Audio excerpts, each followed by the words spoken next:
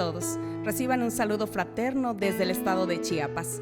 Soy Ruth Esther Hernández Aguirre, presidente de la Unión Presbiterial de Sociedades Femeniles Lluvias de Gracia del Presbiterio Dios es Amor. Es para mí una bendición muy grande poder por este medio tomarnos un tiempo para meditar en una porción de la Escritura. La Escritura en el libro de Números, capítulo 15, de los versos 37 al 41, dice de la siguiente manera: Y Jehová habló a Moisés diciendo: Habla a los hijos de Israel y diles que se hagan franjas en los bordes de sus vestidos, por sus generaciones, y pongan en cada franja de los bordes un cordón de azul, y os servirá de franja para que cuando los veáis os acordéis de todos los mandamientos de Jehová, para ponerlos por obra, y no miréis en pos de vuestro corazón y de vuestros ojos, en pos de los cuales os prostituyáis, para que os acordéis y hagáis todos mis mandamientos y seáis santos a vuestro Dios. Yo Jehová vuestro Dios, que os saqué de la tierra de Egipto para ser vuestro Dios, yo Jehová vuestro Dios. Vamos a meditar en estos versos de la Escritura hoy. Cuando Dios toma una vida y la trae a sus pies, la transforma completamente. Cuando Dios tomó la vida de su pueblo y lo trajo a Él, lo transformó total y completamente. Vean lo que Dios pidió a su pueblo. He leído estos versos muchas veces, pero nunca me había detenido a meditar la razón y el propósito de por qué Dios pide a su pueblo que hiciera franjas en sus vestidos. Veamos lo que Dios pidió. Dios pide a su pueblo poner franjas en los bordes de sus vestidos y les dijo que todos tenían que ponerlo. Les pide también que coloquen un cordón azul en las franjas y estas serían de generación en generación. También le pide a su pueblo que no haya distinción alguna. Dios pide que todos, sin excepción alguna, tengan franjas en sus vestidos. Y este pedido fue un mandato, no es algo que ellos decidieran hacer o no. Era algo que tenían que hacer porque Dios pide que pongan la franja en sus vestidos. Curioso. Dios ya en este momento ya había dado muchas órdenes, muchas leyes, muchos mandatos que el pueblo de Israel debía de seguir. Pero este es uno de los mandatos que Dios da al pueblo de Israel que pareciera que no tiene alguna razón, pero sí la tiene. Tiene un propósito y es un propósito muy bonito. Vean, Dios por qué les pide a ellos que pongan franjas a sus vestidos. Primero, para recordar. El verso 40 dice que era para que ellos recordaran los mandamientos que Dios les dio. Segundo, para que lo pusieran por obra. No solo el recordar, sino para que estos fueran hechos. Y tercero, la razón de por lo cual ellos debían recordar, por lo cual ellos debían de hacer, era porque ellos debían de ser santos. Esto es un estilo de vida. Dios dio a ellos una forma de vivir y en los vestidos llevarían el recordatorio de cómo ellos debían de conducirse. Vean lo importante que era para el pueblo de Israel llevar franjas, porque esto les hacía a ellos recordar cómo debían de actuar. No solo al ver sus vestidos, sino al ver el vestido de sus hermanos, ellos recordaban la manera en la que ellos tenían que actuar. El pueblo de Israel se distinguía entonces también por su vestimenta. El pueblo de Israel se distinguía por su forma de actuar. Y el pueblo de Israel se distinguía porque ellos debían aprender, recordar y hacer lo que su Dios les pedía que hiciera. Dios es un Dios que cuando te trae a Él Él te capacita para que tú seas lo que Él desee que tú seas. Un hijo de Dios, un hijo de luz, luz para el mundo. Hoy nosotros ya no traemos franjas en los vestidos, nosotros ya no nos ponemos cordones de azul en nuestros vestidos. Entonces, ¿cómo el mundo va a identificarnos a nosotros como hijos de Dios, como pueblo de Dios? Vean, es impresionante cuando nosotros pensamos en cómo el pueblo de Israel se desenvolvía en medio de los demás pueblos. Nadie podía decir que no era del pueblo de Israel porque se distinguían en su forma de vestir, se distinguían en su forma de pensar y se distinguían en su forma de actuar. Hoy, ¿cómo nos distinguimos nosotros? ¿Cómo el mundo puede vernos a nosotros y decir, esa es una hija de Dios? O, ese es un hijo de Dios. ¿Cómo? La Escritura es bien clara en este sentido, bien clara. Sed santos, porque yo soy santo, dice el Señor. Nosotros debemos vivir en santidad. Una vida transformada debe vivir en santidad. Vivir en santidad es vivir en obediencia a Dios. Vivir en santidad es guardar sus mandamientos. Esa es la forma en la que nosotros debemos vivir. No podemos decir que somos hijos de Dios y no vivir en santidad. La santidad no es una opción. Nosotros no tenemos la opción de elegir si somos o no somos santos. Sin santidad, nadie verá a su Señor. Y yo no sé ustedes, pero yo sí quiero ver a mi Señor. Y para ello tendré que vivir en santidad. Esta no es una opción del cristiano. Esto es algo que nosotros tenemos que hacer. Es un mandato, es una ley. Sin santidad no le podremos ver. En Efesios 1:4 dice que fuimos escogidos sin mancha alguna. ¿Cierto? No somos perfectos hoy, somos perfectibles, pero estamos en el camino de buscando santidad. Amanece y anochece buscando santidad, porque nuestro deseo más grande es ver a nuestro Señor. El sentido de la salvación es justamente que nosotros seamos santos. No es una temporalidad y tampoco es una máscara. Vean, hay muchos que todavía piensan que ser santos es simple y sencillamente cuando inicia el culto y termina el culto.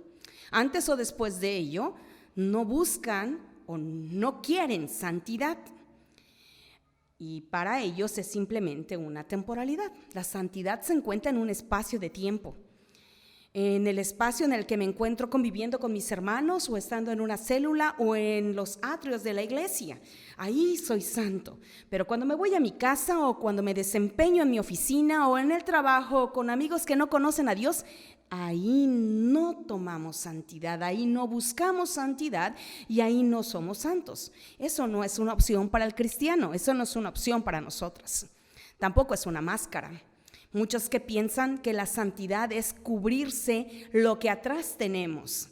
Y simple y sencillamente saco mi máscara, saco mi santidad solo cuando la necesito o cuando quiero que alguien lo vea, pero por detrás aún sigo viviendo en inmundicia, por detrás aún sigo deseando aquello que no me es correcto tener, o hacer, o pensar. La santidad tampoco es una máscara, así que no es una opción. No es una máscara y no es una temporalidad. La santidad es un diario vivir, es un estilo de vida, es una forma de actuar, es una forma de pensar, es una forma de hablar. La santidad es lo que va a hacer que nosotros veamos a nuestro Señor. La Escritura es bien clara cuando nos dice que debemos de ser o fríos o calientes. No hay una tibieza, no hay un quiero ser medio santo o espérame un momento, voy a pecar tantito y regreso. No podemos hacer eso. Dice Apocalipsis que Dios va a vomitar de su boca toda tibieza. O somos bien calientes y luchamos por ser hijos de Dios cada día, cueste lo que nos cueste, o somos fríos, pero no podemos ser tibios. No hay esta opción para el que es llamado hijo de Dios. Así pues, recordemos que la santidad es el medio por el cual nosotros damos testimonio de Dios. También dice Salmo 66, 18, que Dios no escucha a un corazón con iniquidad. Vean, si nosotros no buscamos santidad, si nosotros no perseveramos por ser santos, no veremos a nuestro Señor, pero tampoco Dios no nos escuchará. Deseamos que Dios nos escuche, deseamos anhelar ver a Dios, busquemos santidad todos los días de nuestra vida.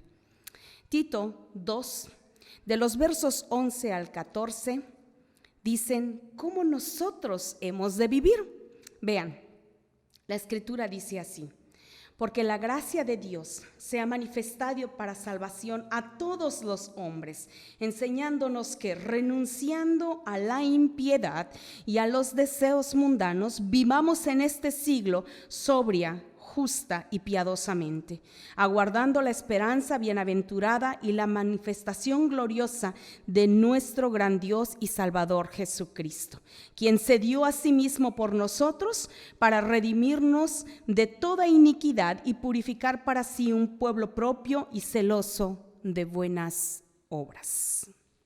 ¿Cómo debemos de vivir? Buscando cada día ser santos. Nosotros somos el pueblo de Dios. Nosotros somos linaje escogido. Nosotros somos real sacerdocio. Nosotros somos nación santa. Nosotros somos pueblo adquirido por Dios. Gran tesoro, dice la Escritura, que Dios nos llama a nosotros como su gran tesoro. Nosotros somos algo especial para Dios. Y en respuesta, nuestro corazón debe buscar santidad, porque al buscar santidad, nosotros nos sometemos en obediencia a nuestro Creador, a nuestro Dios, y hacemos lo que a Dios le agrada. Nosotros debemos recordar que parte de nuestro propósito es anunciar las virtudes de aquel que nos llamó de las tinieblas a la luz admirable. ¿Y cómo lo haremos? Lo haremos con nuestra vida. Hay muchos que dicen que el enseñar a veces es mucho mejor con el ejemplo que con lo que nosotros decimos. Las palabras a veces se vuelan, pero los hechos no. Esos se encuentran ahí. Hace unos meses atrás escuchaba a uno de los pastores de mi presbiterio predicar y decir que el problema no se encuentra dentro de las iglesias, el problema no se encuentra en el estudio de la Escritura, el problema no se encuentra en la comprensión de ella, el problema se encuentra que cuando nosotros salimos a la calle, cuando nosotros nos vamos a nuestras casas, nosotros no estamos ejecutando la palabra de Dios en nuestra vida allá. Y por lo tanto, la gente no está viendo lo que es ser un hijo de Dios. Qué hermoso sería que nuestras iglesias se llenaran y dijeran: venimos porque vimos el vivir de la hermana, venimos porque vimos el vivir del hermano, venimos porque vemos cómo tratan a sus mamás, cómo tratan a sus papás, cómo tratan a sus hijos, cómo son ustedes con una sociedad decadente. Venimos a ver quién es ese Dios que hace que la vida de ustedes sea totalmente distinta a las demás.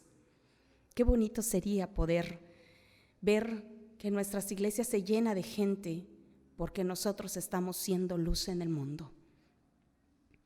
Nosotros hemos dejado un estilo de vida y hemos adoptado estilos de vida que el mundo las pone y las promueve.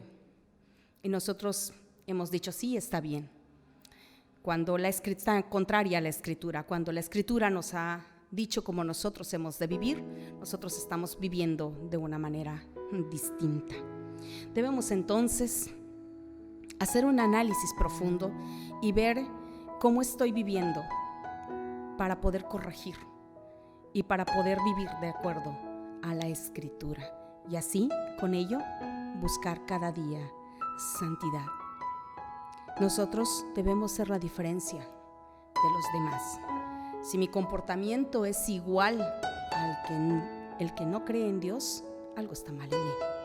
Si yo me estoy comportando, pensando, diciendo y haciendo cosas idénticas a aquel que no confiesa que Dios es su Señor, algo está mal en mí.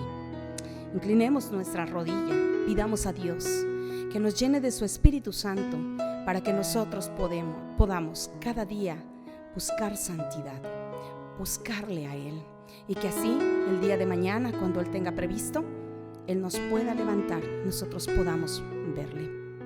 En tiempos de dificultad como los que vivimos ahora, el mundo debe saber que existe el pueblo de Dios. El mundo debe ver al pueblo de Dios y nosotros debemos de ser luz para un mundo en necesidad. Hermanos, hermanas, si algo no estamos haciendo, nos parecemos al mundo, regresemos a la Escritura, veamos qué dice la Escritura de cómo nosotros debemos comportarnos y apeguémonos en obediencia completa a ella y mostrémosle al mundo quién es nuestro Señor. Mostrémosles al mundo que hemos sido llamados para ser luz de luces en una humanidad en decadencia. Esta meditación espero que llene sus vidas, que los lleve a cada uno de ustedes a meditar en cómo nosotros estamos viviendo y cómo nosotros debemos vivir.